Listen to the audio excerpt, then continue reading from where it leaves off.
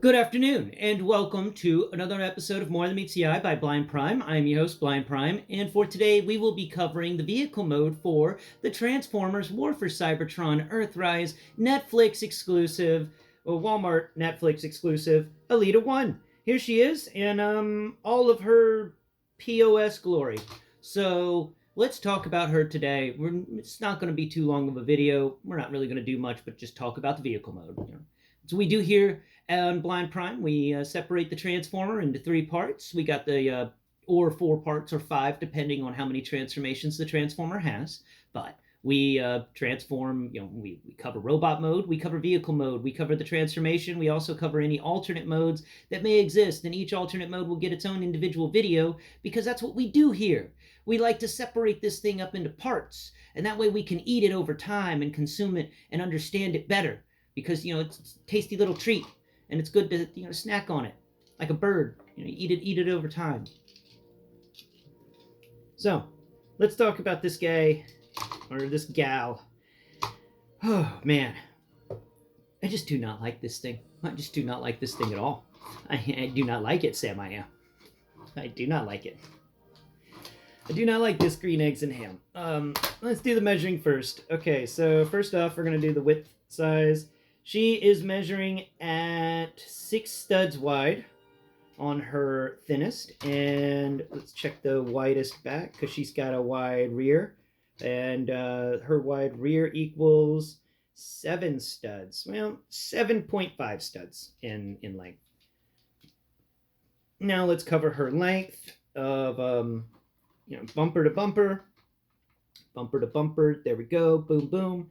And that is 11,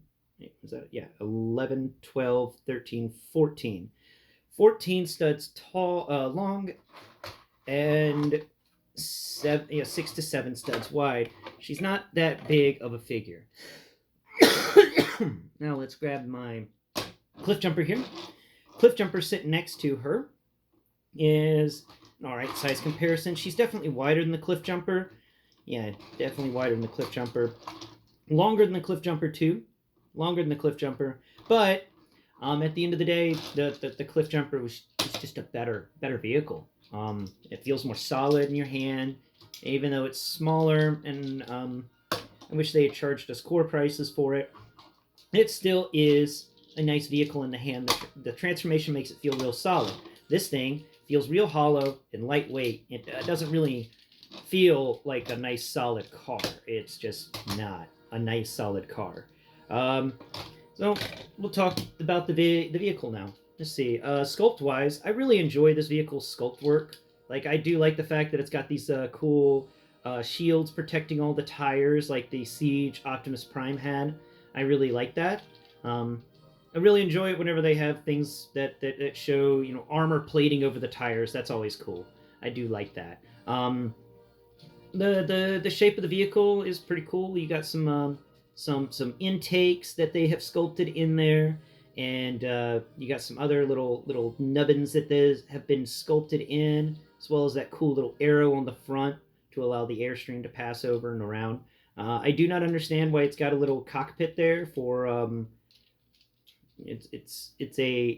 I don't get why this car is a convertible. It doesn't make any sense. There's a little seat there. There's straight up a little seat there, and that little seat is totally wrong for scaling with the rest of the Transformers figures, because that figure, if it stood up, wouldn't be the right height.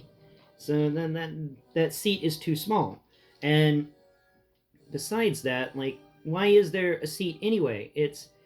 I would have understood this bit right here at the top with these seats if they had taken out, there's a little divot on one end and a divot on the other end, and then there's this blocky bit in the middle. If they had just taken that out and cut this center bit out a bit more, and then you could have had it where some Titan Master or a Headmaster or could just sit in the cockpit of Alita-1, that would have made more sense for her to have a convertible. But why do you need this weird convertible shaped stuff and these little chairs when you could have just had a window that went over? It made this guy feel really sleek and awesome. It would have been cool. But you gave it convertible for little figures to sit in when this is supposed to be something that's on Cybertron, which is never, and this is an alt mode that was chosen before Earth was ever even discovered and humans were even known about. So why is it that this Earth mode, that this Cybertronian mode has seats for humans?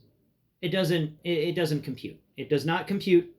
It is it's messed up. It's stupid. Everything about this figure is stupid. All right, the shape is neat. I like the way that they did the wheels. Everything else is stupid.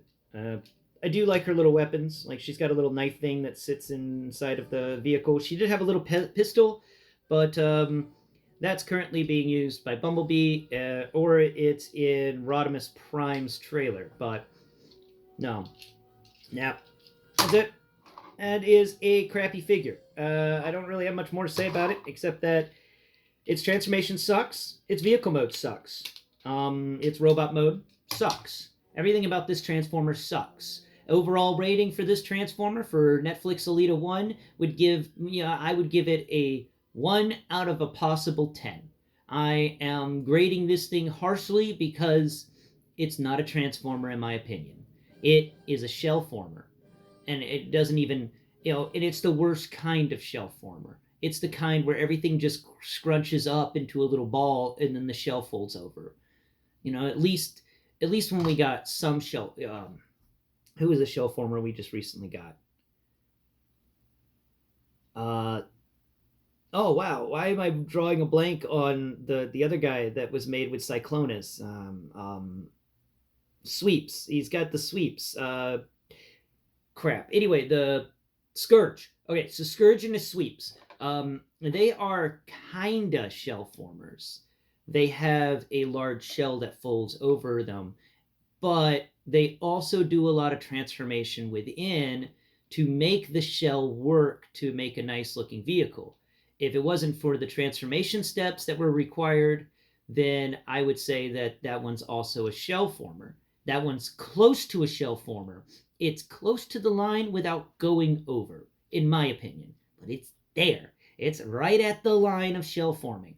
And this one, though, this Alita-1, this RC mold from Earthrise, goes over the line entirely. It just blasts past the line and goes, no, we're going to show you what a shell former really is. Yeah, we're going to go out of our way to really showcase the shell forming. All right. Before I let you go, there's an update on the HasLab. The HasLab update is that the early bird special did not succeed, and the Mephisto is the first unlock.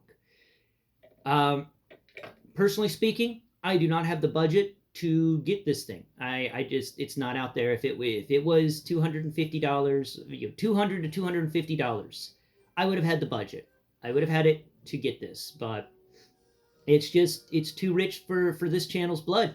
Simply put, I got to save my money for the Transformers HasLab coming up later on this year. We all know it's coming, and I can't wait. I'm just, oh man, I wonder what they're going to do. I really hope they do something cool. Like, oh, I've heard things about that title guy, the 3 giant ships that become a huge robot. That's cool. I would think that would be awesome. Or even a Metroplex. Oh man, if it's a Fortress Maximus, I'm going to be the happiest Prime in the world. If there's a Fortress Maximus, I will sell so much stuff to afford a HasLab Fortress Maximus.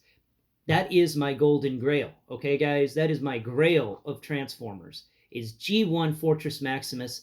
I have always wanted it since I saw a picture of it when I was like 9 years old. I saw a picture and I was like, I want that. And I've never stopped wanting that Fortress Maximus or any Fortress Maximus. I just have always managed to screw up whenever it comes to finding them. I'm always a few years late. Anytime they re-release the Fortress Maximus, I'm just a few years late and I come across it and I'm like, no, it's already $500. I really want a Fortress Maximus, but I can't afford those. It's all too rich, but I will get a Fortress Maximus one day. That is my dream because, I always thought that that was a cool Fortress Maximus. And if they make a new Fortress Maximus, I really hope they do the one from Robots in Disguise, the 2000 show, because that Fortress Maximus was really cool. I like that one a lot. Okay, well, guys, I've talked to you long enough about this terrible, terrible, terrible action figure. I hope you've enjoyed the episode, and please tune in next Prime as we are going to talk about the Obi-Wan Kenobi Darth Vader on Monday. Yes, the Obi-Wan Kenobi Darth Vader came in the mail, and I can't wait to talk to you about it because it's like the best Darth Vader, and it's my first Darth Vader. I'm super excited about my first Darth Vader. I'm super excited about it being one of the best Darth Vaders ever made, and I really am, excited to bring it to you on Monday. So please tune in on Monday. There will be a video about the Obi-Wan Kenobi Darth Vader and that really fun action figure. And I'll compare him to the G.I. Joe Classified Bat, like I always do, because, well, I think that will be a fun comparison. Bat versus Vader. All right.